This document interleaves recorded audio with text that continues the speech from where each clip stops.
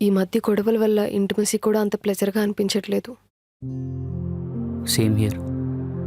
నేను కూడా వర్క్లో ఫోకస్ చేయలేకపోతున్నా ఈ చిన్న చిన్న ఇష్యూస్ వల్ల. నిద్ర లేకపోవడం వల్ల స్లీపీగా అనిపిస్తుంది డే అంతా. డిప్రెసివ్ థాట్స్ వచ్చేస్తున్నాయి. ఆఫీస్లో కూడా చాలా ప్రాబ్లం అయిపోతుంది. మనకున్న ప్రాబ్లమ్స్ పెద్దవి కాకపోయినా దాని ఎఫెక్ట్ కెరీర్ అండ్ హెల్త్ మీద పడుతుంది. అవును, ఈ నిద్ర లేకపోవడం వల్ల చిన్న చిన్న వాటికి చిరాకు వచ్చేస్తుంది. ప్రతి చిన్నదానికి కోప్పడిపోతున్నాం. ఏం చేద్దాం మరి? నాకేం అర్థం కావట్లేదు.